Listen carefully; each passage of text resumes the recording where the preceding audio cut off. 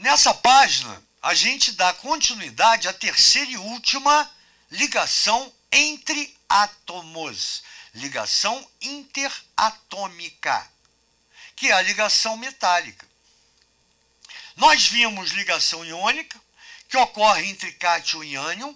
Ela é bastante intensa, porque o cara que dá elétron fica positivo e o cara que ganha fica negativo, uma atração eletrostática por cargas opostas.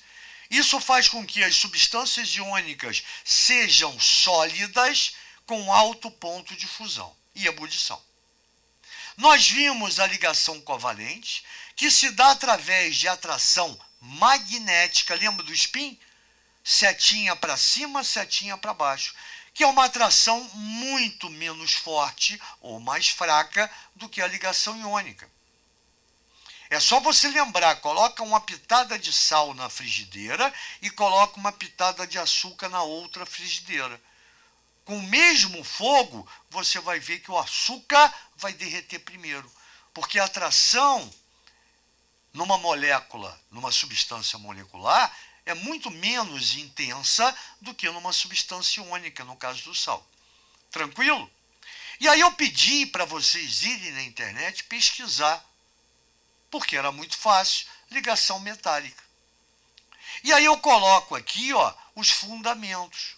O que a gente precisa saber a mais?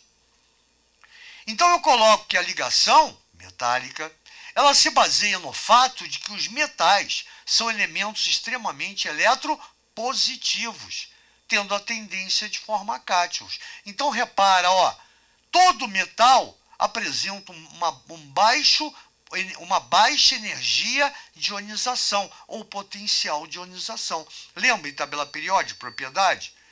É a energia necessária que você tem que dar a um átomo no estado gasoso para você poder arrancar elétrons. Vamos colocar em termos gerais. Se o metal, a tendência dele é liberar elétrons, porque o elétron de valência ele está praticamente solto, se você der um peteleco ele vai embora, a tendência dos metais é formar cátion. Libera elétron, fica positivo. Então isso é fundamental. Aí você me pergunta, mas pô, se eu tenho dois cátions positivos, como é que eles vão se unir? Se carga oposta tem a propriedade da repulsão. Aí entra a teoria do mar de elétrons. Entra a teoria que vai te explicar o que mantém essa estrutura aqui, ó, unida. Então repara que alguns átomos do metal perdem seus elétrons de valência, lembra da última camada, formando cátions. Estão aqui os cátions, ó. Os elétrons liberados são chamados de semilivres ou elétrons livres. Esses elétrons não abandonam o cristal, mas possuem mobilidade, transitam livremente, formando uma espécie de nuvem eletrônica ou mar de elétrons. Essa nuvem envolve a estrutura e causa uma força que faz com que os átomos do metal permaneçam unidos. Então, o que explica que cátions se mantêm unidos, e olha que essa força é muito mais intensa do que as outras duas, iônica e covalente. O cátion, um elemento, um metal, libera seu elétron para a nuvem. Esse elétron ele não foge do átomo, ele fica no cristal. Porque você também vai ter cátion aqui dentro ganhando elétron e se transformando em metal, ficando neutro. E isso ocorre sucessivamente, essa troca cátion-metal, metal-cátion. Então essa nuvem eletrônica mantém os átomos e cátions unidos através do mar de elétrons. E olha que legal, se entra uma corrente elétrica aqui, ela vai ter facilidade em sair do outro lado. Por isso que os metais são excelentes condutores de eletricidade e de calor, a mesma coisa. Se você põe uma panela no fogo, ela aquece em segundos. nota que essa nuvem eletrônica faz com que eu possa movimentar esse metal. Se eu bato, eu posso transformar em lâmina. É a propriedade da maleabilidade. Se eu estico, faço uma pressão e estico isso aqui, eu transformo em fio. Propriedade da ductibilidade. Então reparem que é a nuvem de elétrons, é o mar de elétrons que proporciona todas essas propriedades ao metal. Quando eu coloco aqui como exemplo o cobre, é porque ele é um dos melhores condutores de eletricidade. Quando você vê aquelas antenas gigantescas, em volta não tem nada, porque é perigoso, emite radiação. Por isso que na maioria das vezes tem plantação de alguma coisa. Nunca ninguém morando embaixo. Porque a radiação ali é constante. O que acontece? Aquilo ali são torres de transmissão. Quando você tem uma usina hidrelétrica, ou usina nuclear, ou termoelétrica, o que você quiser, o que acontece na usina? O que acontece nas matrizes que produzem energia? Você tem essa energia, de alguma forma, ou a partir da combustão, ou a partir do movimento de água, ou a partir da evaporação de água sob pressão, movimentando turbinas. Essa energia de movimento da turbina, energia mecânica, chega numa determinada rotação de 1.800 RPMs, rotação por minuto, e aciona um gerador, produzindo corrente elétrica. Então você transforma a energia mecânica do movimento das pás de uma turbina em energia elétrica produzida por um gerador de energia. Só que essa energia é uma energia baixa. Ela passa por uma central de aumento de energia. Então você vai ter alta tensão, ela aumenta a tensão. Então vem pela transmissão, vem pelas torres de transmissão. Quando chega próxima às residências onde vai ser distribuída, passa por uma fase de abaixamento da tensão. E aí vai ser distribuída ou em 110 ou em 220 volts.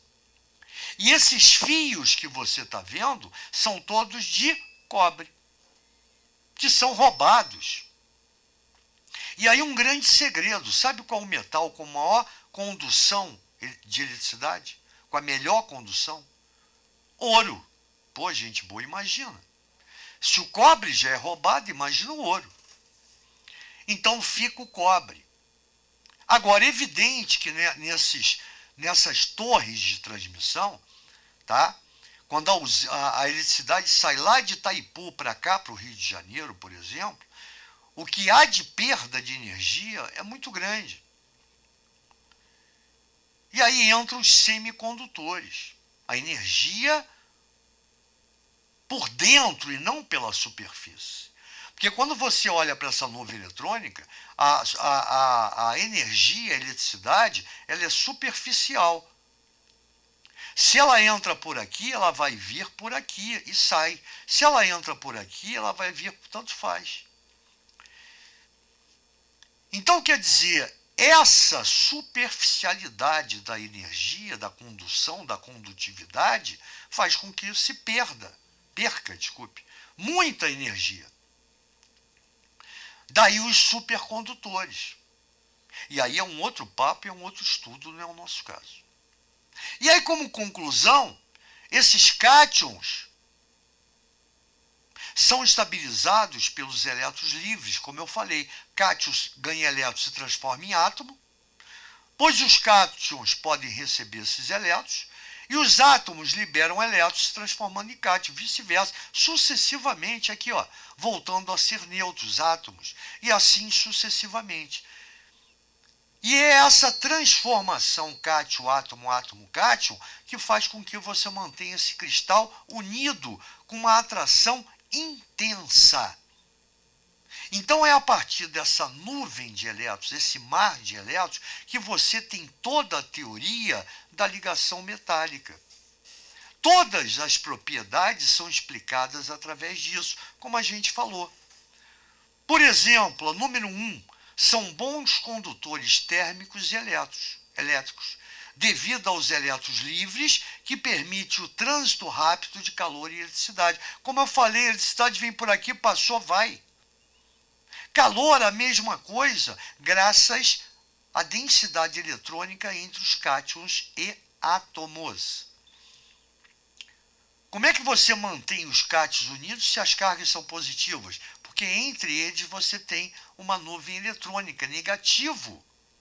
É isso que mantém essa estabilidade do cristal. E a alta adesão entre os átomos e íons. Número 2, elevado ponto de fusão e ebulição, bem como resistência à atração, tá? Choque. São consequência da grande força da ligação metálica, porque os átomos ficam unidos com grande intensidade. Então lembra que o positivo, a carga nuclear e mais a carga do cátion, ela é atraída pelos elétrons, pela nuvem eletrônica. E pela transição átomo-elétron, átomo-cátion. Isso mantém isso aqui unido com uma força muito intensa. Como a força é muito intensa, claro que você tem que dar muito mais energia para transformar isso em líquido ou gás.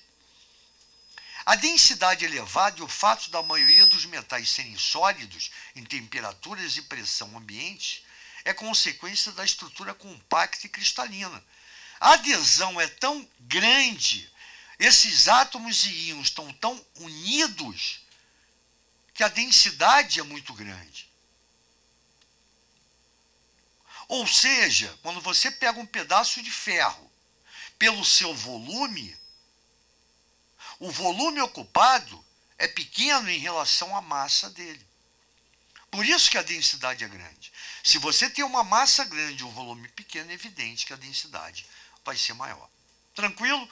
E para finalizar, deixei até aqui sem... Deixa eu até botar, né? Não vai ficar sem, não. Só um minuto. Agora sim, pô. A apresentação para vocês tem que ser perfeita. E o número 4, nós já falamos, maleabilidade e ductibilidade são propriedades dos metais graças a um escorrer sobre o outro.